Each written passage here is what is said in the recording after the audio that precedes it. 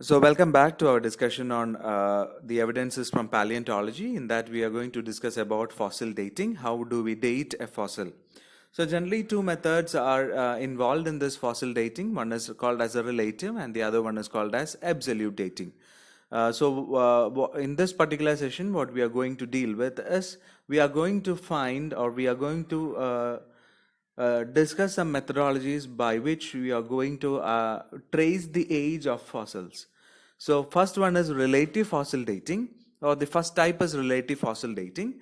So relative age is the age of a rock layer which is derived by comparing the other layers.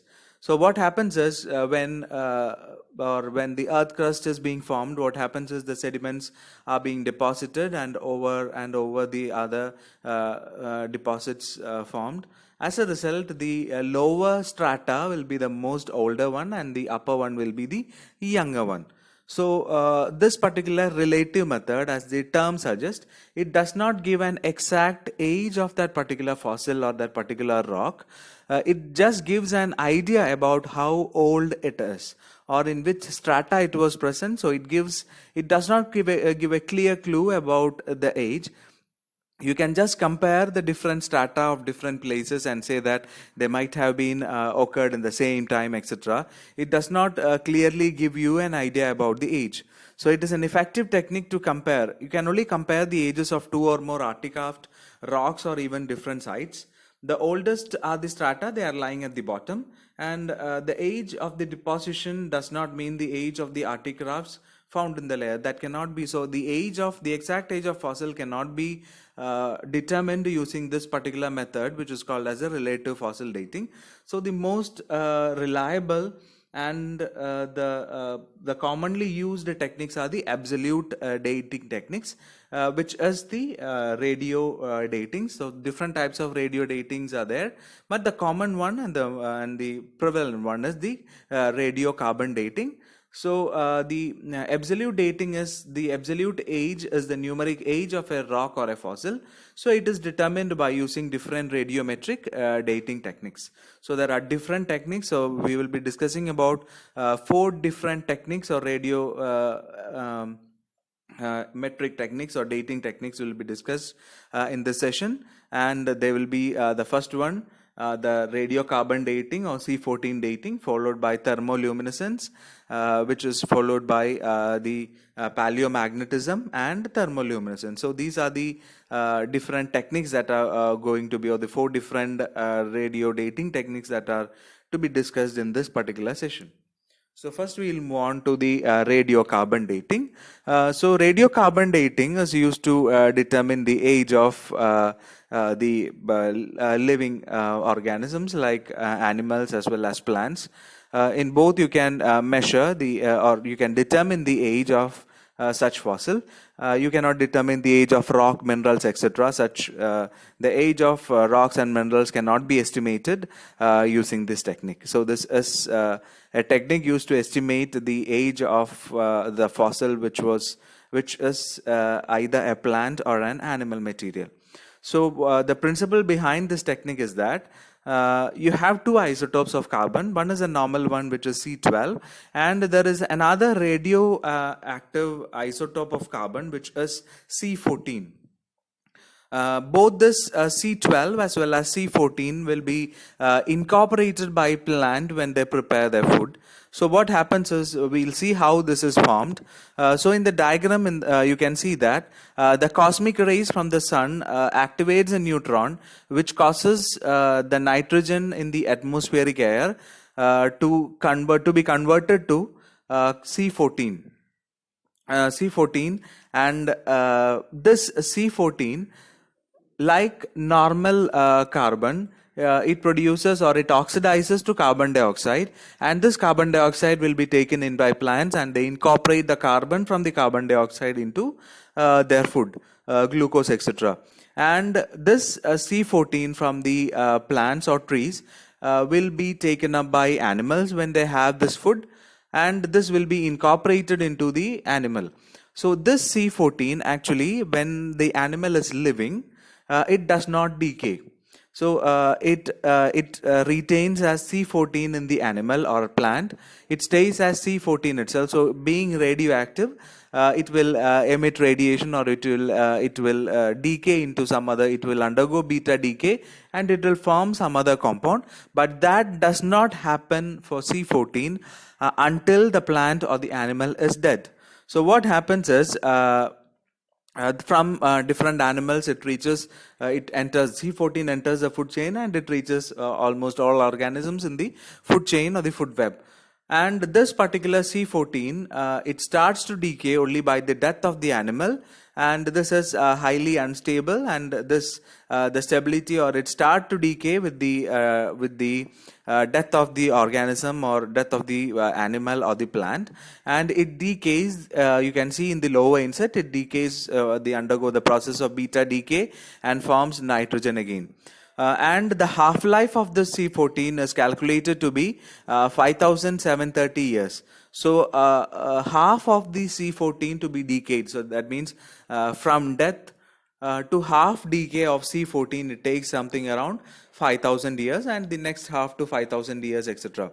So this is what? How will you estimate the age of that particular fossil? Is that from the fossil, we will calculate the amount of C14 which is present, or which is present at that particular time in the fossil. How many has been degraded or decayed, and that will be compared with the C14 from the fossil will be estimated, and C14 in a fresh sample, whether the animal or the plant, the fossil might be, it will be estimated, and it will be compared. The amount will be compared, and thus they reach to a conclusion about the age of the fossil. And it is said that the age of a fossil which can be estimated using this technique is something around up to 60,000 years.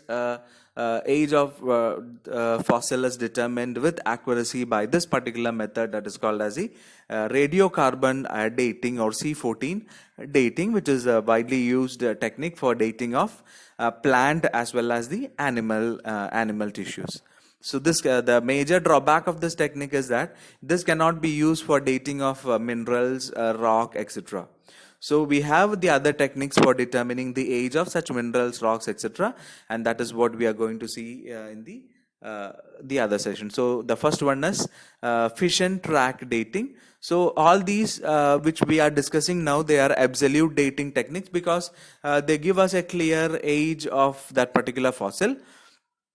So the second one is a fission track dating, which is also an absolute dating technique. So here, as you see in this particular figures at the bottom, that is a microscopic image of a particular rock. And in that you can see that this particular rock, when it was observed in the microscope, you can see many tracks in this particular structure. You can see tracks, different traces of tracks which are present. So what this particular method is all about is fission track dating. From the name itself, there is a fission, the process of nuclear fission is there, which is followed by tracks, and that will be dated. So what happens here is, due to fission, tracks are formed in the particular mineral or rock, and that tracks will help us to determine the age of that particular rock or that particular mineral. So this, what does it do is, it is a radiometric technique based on the analysis of the damage, which is trails or tracks left by fission fragments in certain uranium bearing minerals and glasses. So this particular technique, which is fission track dating, this can be done only for the minerals or glasses that contain uranium. You cannot do fission track dating for any other radioisotope. So it is relatively simple, and a simple method for determining the age of rocks or minerals. And this gives an idea about the thermal history of the earth crust, volcanic events, etc.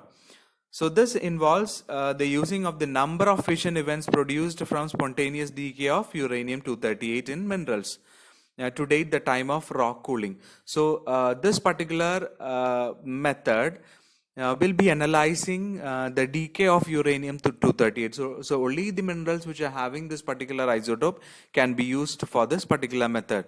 So fission tracks are sensitive to heat, and therefore the technique is useful for unraveling the thermal evolution of rocks, minerals, etc.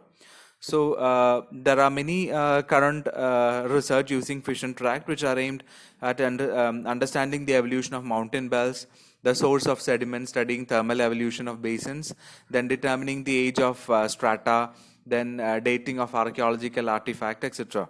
So unlike other isotopes which are dating methods, here the daughter of the fission or the fission product stays inside the crystal itself or the rock itself, and that creates a tract. In other rock, etc., you have to estimate or you have to see what the daughter products are. You have to estimate the daughter products on the parent products, etc. So such an estimation is not done here. What is done here is the tract or traces which are produced by this particular fission process is microscopically calculated, its depth is calculated, and that it gives a picture of the age of that particular rock or the mineral. So this uranium-238, it undergoes spontaneous fission decay at a known rate, and it is the only isotope that produces natural fission tract. That is why we said that. So this is the only isotope that can produce natural tracks, and that is why this method is restricted to those minerals which are having this particular radioisotope. So product of this fission process leaves the tracks of damage, and this can be observed with the microscope or with the microscopy. And the density of the fossil track usually correlates with the cooling age of the sample, and with and the uranium content can also be measured using mass spectroscopy. Now, so this is the technique which is called as the fission track dating, where from the name itself you can remember it. The process of fission happens, and that results in production of tracks or traces in the rock or glasses, mineral or glasses, and from that track, the depth of the track, you can estimate the age of that particular substance. Next is thermoluminescence dating or TL. So this this gives an idea about when the last heating event occurred in a particular material. So this does not give an idea about the age, that is from zero age to the present age of that particular fossil. This particular method gives an idea of a heating event that occurred to a particular material. For example, if we get a fossil, this is also applied only to this minerals, the ceramic, the pot, the clay, the minerals, etc. So what idea this thermoluminescence can give is that when you get such materials like a pot, it might be a piece of a ceramic material, a piece of a pot which was used by some of the ancestors of our past, a particular material which they use for a particular process in a stone age or whatever it is.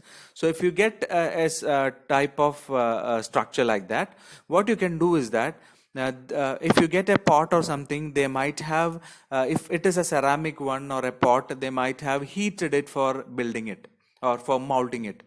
So that particular heating event will store something in that particular material, either it be a ceramic pot or a clay pot, etc. It will reset the date of that pot to 0. Okay, we'll see how it is being reset, etc. And when you estimate the thermoluminescence, you can find out when this particular material was heated and made. Okay, so the making of that particular material, or that if some material is made out of heating, you can estimate whether or estimate the age of that particular material depending upon its heating time. Okay, so we'll see how the method works. So this thermoluminescence dating sediments depending upon the acquisition of long-term storage of thermoluminescence energy by crystalline minerals contained in a sedimentary unit. So So this particular method, from the term name itself, from the title itself, it is clear that it has some relation to luminescence or light emission. And as I suggested or discussed earlier, it gives you an idea about a heating event. That is why it is called as thermo. And because it depends upon the emission of light, it is called as luminescence. So the radiation dose accumulates in the crystal in the form of electrons in the excited states, of which some are metastable and thus resistant over a period of long time, enough to allow the dating process. So exposure to light or temperature causes this electron to relax to ground state, sometimes by emitting a photon. So what you do here is, if you get a piece of a pot which was made of ceramic or clay, whatever it is, what you do is that you heat it again. Okay, when you heat it, it should be under a monitoring device which can monitor luminescence or light emission.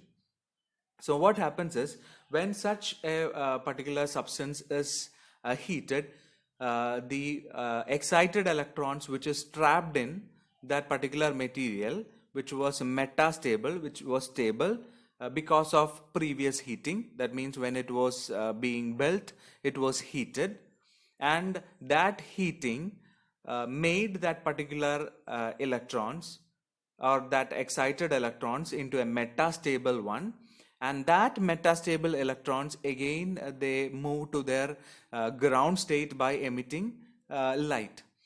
And this happens when you heat it again. So if you get a fossil piece of such a mineral or a rock, what you do is you heat it. Okay, you heat it to a higher temperature and see whether it is emitting a light, and that is what is called as luminescence. And depending upon the intensity of the light, you can determine the age of that particular heating event. You cannot determine the age of that particular mineral. You can determine the age when this particular thing was lastly heated, when heat was applied, or when lastly temperature was applied to such a material. So that is what is called as thermoluminescence. The major advantage is that this thermoluminescence signal increases with time rather than decreases as per radioactivity. So dating, the proposes, that's what I said, a zeroing event in the history of the material. So either heating or exposure to sunlight, both can happen. Either it can be exposed to sunlight or heating that remove pre-existing trapped electrons. Therefore, that point the thermoluminescence signal becomes zero. So when it was first heated, thermoluminescence is zero, and when you heat it again, it will emit a light, and depending upon that, we are going to measure it.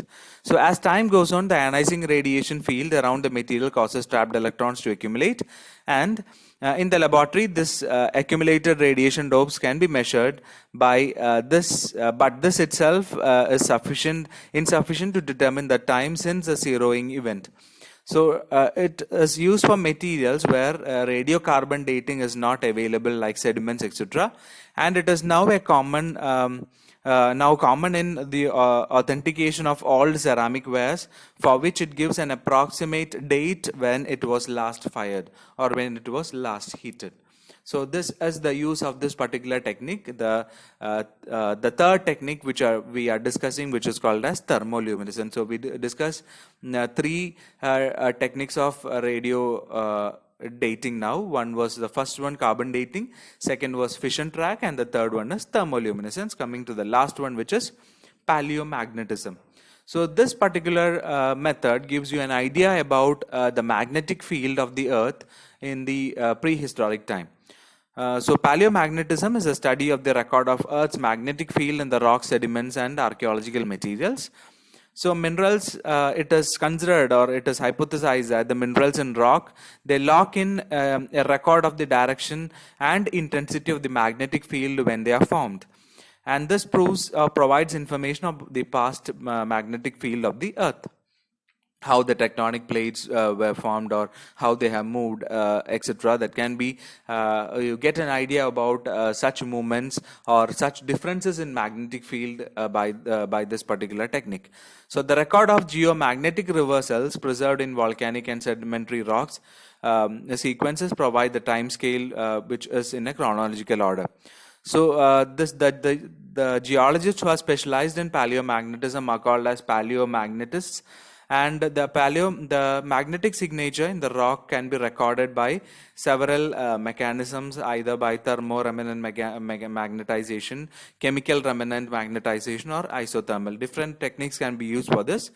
So what a paleomagnetist does is he takes a magnetometer, could sample down through the layers of the sediment and track the direction and intensity of the field over the span of geological time scale in the volcano, whatever the sediment which was obtained.